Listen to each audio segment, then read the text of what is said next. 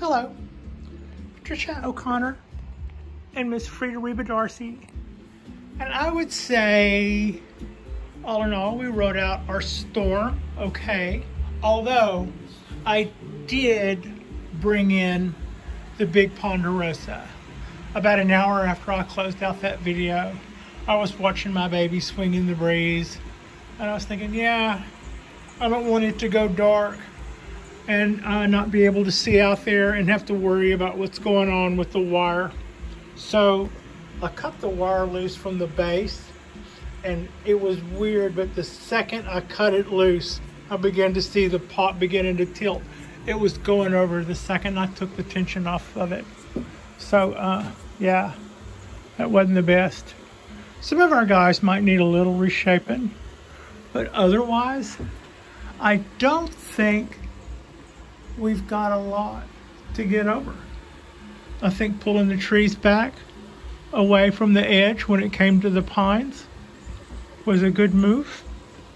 I think the oaks are for the most part not concerned. I think I need to cut that off. It's unsightly. But yeah, everybody's back in place.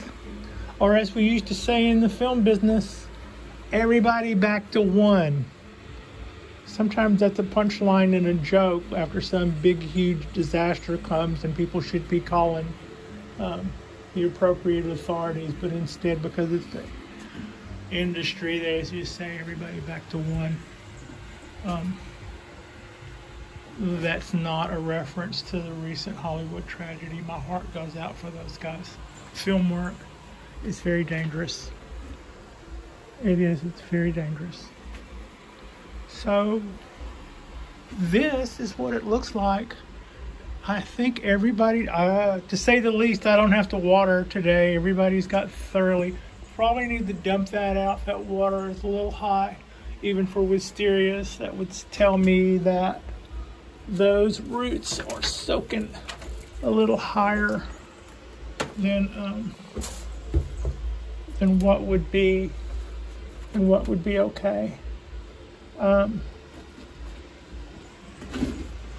These guys did fine there. That was a great place for them. That was a great place for that guy. That did fine there. It didn't dry out from where I watered it 4 days ago, but it still got less of a pounding than it would have gotten had it been on the rail. Had it been on the rail, or you know, God forbid, had it been on the rail.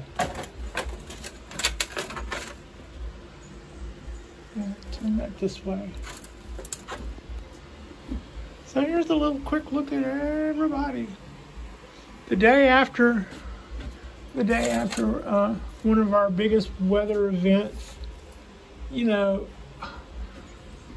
my social media blows up with words like biggest weather event ever, blah, blah, blah. We had some weather. Yeah, okay, we did. We had some weather. Anybody who's had to go through a couple of summers, for instance, in places where they have hurricanes and stuff, will know the difference between what we had and what this was. But I'm thankful that my rig did okay in the squall. It was probably equivalent to a squall because I saw them swinging around pretty good. I don't think they smacked the building.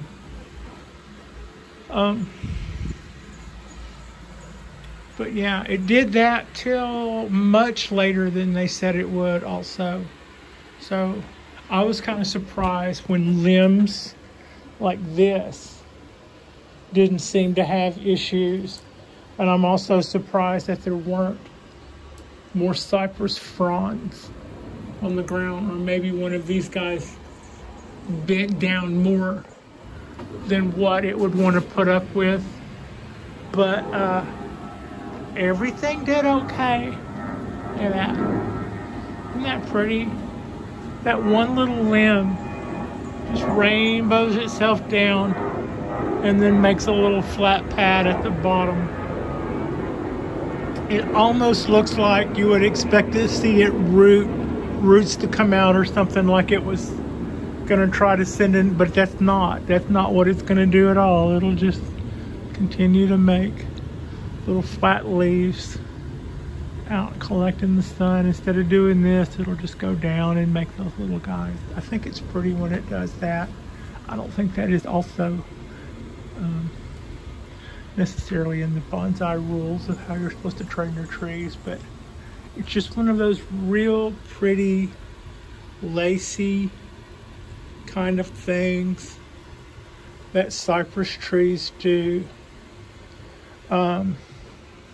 If you have one of these, or if you don't have one of these, you can call them whatever you like. But whenever I look at one of these trees, one thing that doesn't come to mind is the word swamp.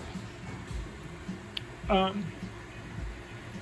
a person who was actually raised in the swamp, and just look at it geographically, Orange, Texas is very much below sea level. People usually don't use the word swamp in a nice way. I've heard places that were supposed to be nice that weren't described as a swamp. So I like wetlands. That's a good term. So these guys in the wetlands are bald cypress, not swamp cypress. And no, I'm not. I'm born and raised in Southeast Texas. I'd be the last one to probably tell somebody else how to speak English, because I'm probably the last one to learn English, if ever. So a little bit of cleanup. Like I said, I thought that there would probably be more of this. These guys likely came from the pines across the way. And clean up after yourself, you damn tree. Anyway, it's our Monday. As you can see, it's like it never happened. Big old white, fluffy, cumulus clouds. Whenever I moved to Alameda, I would see the clouds on the horizon, and they always reminded me of the movies in Japan that I saw growing up. Not the movies from Japan, about Japan, but American Hollywood, blah, blah, blah, take on. And it occurred to me later that what I thought was a Polynesian horizon was a West Coast horizon, and they would just like go to, you know, LA and shoot the beach and sit under a palm tree and say, yeah, we're in, you know, wherever, Japan.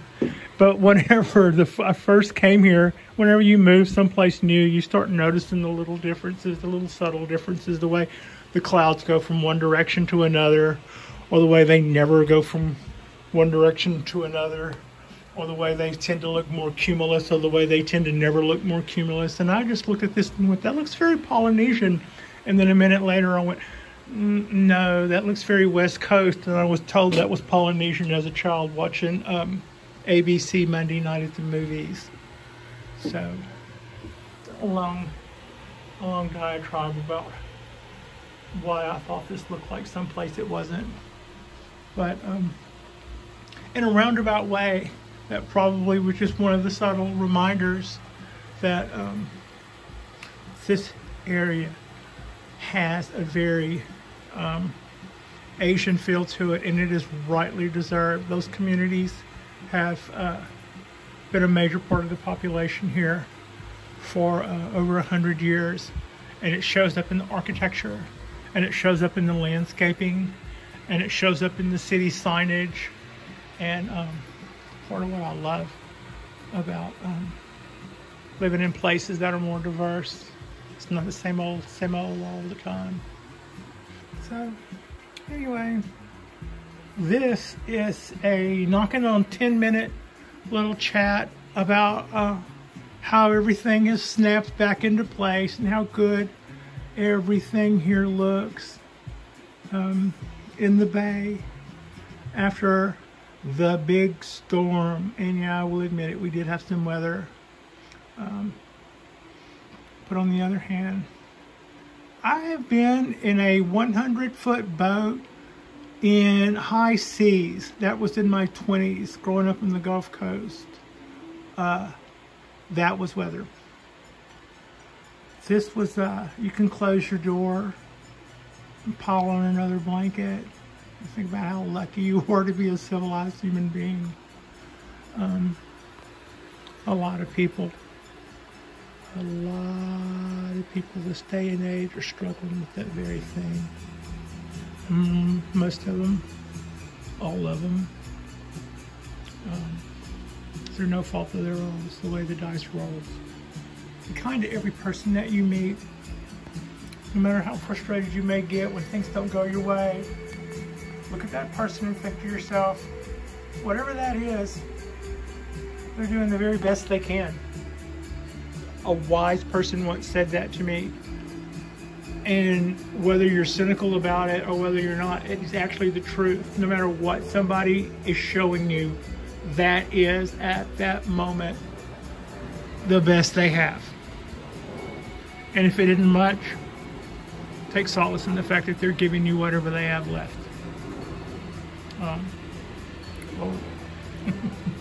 Thank you so much for watching.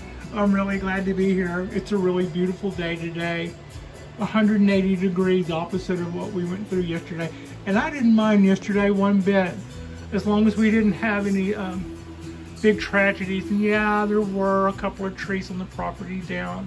Some things that were maybe 20 foot tall, 2 or 3 inch thick bays that were planted here a few years ago that maybe should have been planted a little deeper. But other than that, no harm, no foul. The air smells really clean, no dust. Certainly nothing needs watered. It's all kind of ringing. We're all wringing our drawers out at the moment. But thank you so much for watching. Like and subscribe if you haven't already. And yeah, thank you. Thanks for watching.